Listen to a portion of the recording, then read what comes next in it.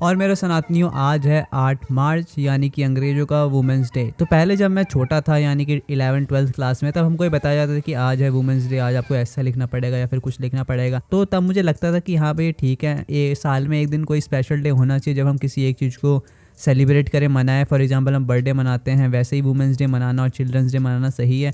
But अब मुझे लगता है कि ये बहुत ही ज़्यादा स्टूपिड फैसला है। सोचिए आप साल के 360 दिन फीमेल्स की कोई रिस्पेक्ट ना करें, उनको किसी भी तरह का सपोर्ट ना करें, और एक दिन अचानक से आप उनको सारी रिस्पेक्ट दें, सब कुछ बोलें, तो ये उनको भी गंदा लगेगा। आप खुद के लिए सोचिए, आपको कोई दोस्त है, वो साल के 300 दिन आपको गाली दे और एक दिन आपका सिर्फ सम्मान करे, तो क्या आपको अच्छा लगेगा? बल्कि वो आपको गुस्सा आएगा कि ये भाई नौटंकी एक दिन की क्यों। तो मुझे लगता है कि आपको साल के 300 दिन अगर आप एक मिनट भी उनकी रिस्पेक्ट करेंगे तो वो उनको ज़्यादा अच्छा लगेगा बजाय सिर्फ एक दिन के। तो मैं सोच रहा था कि भाई मैं आपको कैसे इस कंसेप्ट को एक्सप्लेन करूँ कि फीमेल्स में इक्वालिटी कैसे आ सकती है, क्योंकि ये बात छुपाने वाली नहीं है कि उनके साथ कितना गलत होता है और होता आ रहा है कितने सालों से। तो पहले मैं सोच रहा था कि मैं टॉप 5 फीमेल वॉरियर्स की कहानी सुनाऊं कि हमारे भारत में कितना ज़्यादा सम्मान दिया जाता था। फिर मैंने सोचा कि दिया जाता था, ये जो था की बात है, ये आप लोग सुन के बस खुश हो सकते हैं बट आप इससे कुछ सीख नहीं सकते। तो मेरे हाथ लगा एक इतनी सुंदर कहानी जो मैं आपको सुनाने वाला हूँ, जिससे आपको सनातन धर्म पे और ज़्यादा विश्वास, भरोसा और उत्साह बढ़ेगा आपका। तो एक कहानी है भृंगी ऋषि की। तो एक बार भृंगी ऋषि जो है शिव जी के दर्शन करने जाते हैं और उनका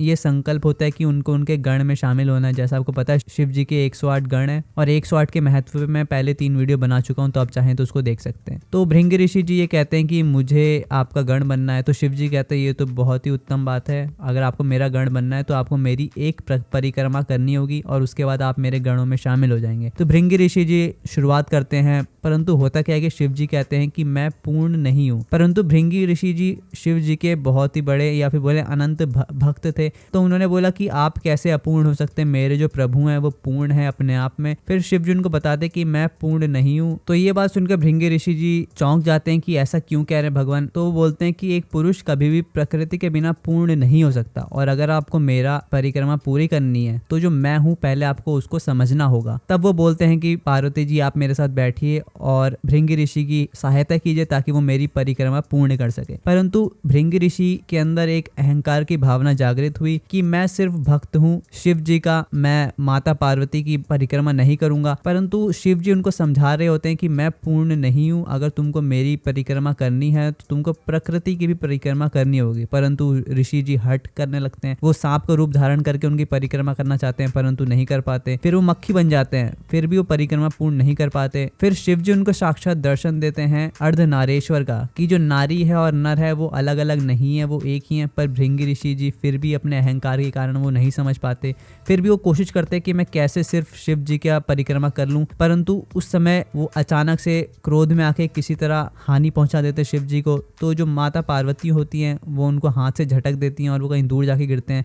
फिर माता पार्वती को भी क्रोध आ जाता है और वो उनके अंदर से जो प्रकृति होती है, जो महिला का पार्ट है, वो निकाल लेती है। उससे पहले शिव पार्वती उनको समझाते हैं व्यक्ति के शरीर को रक्त और मांस माता से मिलता है, अस्थियां और मांसपेशियां पिता से मिलती है। तो इस कारण कोई भी बच्चा, बालक या बालिका कभी भी अपने महिला या पिता से कभी भी अलग नहीं हो सकती, क्योंकि वो उन दोनों के संबंध से बनती है। हम लोगों को देखने में ऐसा लग सकता है कि अरे तो लड़का है या फिर ये लड़की है, परंतु उसके अंदर कहीं ना कहीं कुछ ना कुछ पार्ट होता है।